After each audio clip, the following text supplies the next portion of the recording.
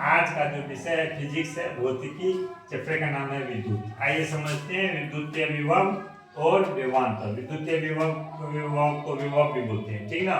आइए, विद्युत विभव क्या होता है? इकाई धन आवेश को अनंत से विद्युतीय क्षेत्र के किसी एक बिंदु तक लाने में किए गए कार्य की मात्रा को उस बिंदु पर का विद्युतीय विभव कहते हैं। ये परिभाषा है, याद कर लीजिएगा। उसके बाद ये पक्का आप लोग याद करके रखिएगा, क्योंकि यही से ऑब्जेक्टिव बनेगा। विद्युतीय विभव का ऐसा मतलब क्या होता है? वोल्ट। विद्युतीय विभव का ऐसा मतलब क्या होता है? वोल्ट। या विद्युत विभव का ऐसा मतलब पूछेगा आपसे, या विभव का मात्रक पूछेगा, ऐसा मतलब क्या बताएंगे हम लोग? वोल्ट। वोल्ट को किससे सूचित किया जाता है? तो कैपिटल V। वोल्ट को किससे सूचित किया जाता है? कैपिटल V से सूचित किया जाता है। तो विद्युत विभव क्या अदिश राशि या सदिश राशि है? तो विद्युत विभव क्या है? एक अदिश राशि है। क्या है? एक अदिश राशि है, ठीक है। पृथ्वी पर का विभव शून्य माना जाता है। पृथ्वी पर विभव का मान कितना होता है? शून्य। अगर कोई पूछे तो पृथ्वी का विभव का मान कितना होता है, क्या बताएंगे हम लोग? शून्य बताएंगे। विभव का मान या विद्युत विभव का मान क्या होता है पृथ्वी के? शून्य।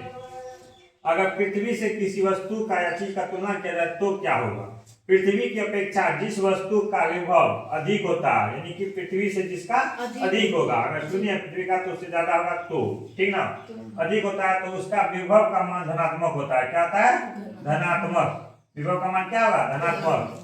पृथ्वी की अपेक्षा जिस वस्तु का विभव क्या होगा? अधिक होगा, उसका क्या होगा? विभव का मान धनात्मक होता है। वैसे ठीक उसी प्रकार पृथ्वी की अपेक्षा मतलब पृथ्वी से तुलना करने पे जिस वस्तु का विभव कम होता है, मतलब माइनस में, उसका विभव क्या होगा?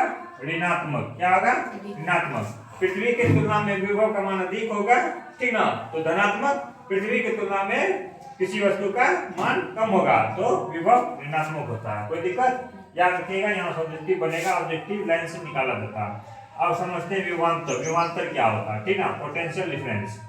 इकाई धन आवेश को विद्युतीय क्षेत्र के किसी एक बिंदु से दूसरे बिंदु तक ले जाने में किए गए कार्य की मात्रा को विभवांतर कहते हैं। फिर से सुनिए, इकाई धन आवेश को विद्युतीय क्षेत्र के किसी एक बिंदु से दूसरे बिंदु तक ले जाने में किए गए कार्य की मात्रा क्या कहते हैं? विभवांतर। विभवांतर का परिभाषा आप लोग याद कर लीजिएगा अच्छा से, ठीक ना।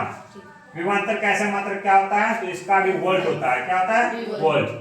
जब आपसे पूछेगा विद्युत विभव का ऐसा मात्रक क्या होता है, क्या बताना है? वोल्ट। और विभवांतर का मात्रक क्या होता है? वोल्ट।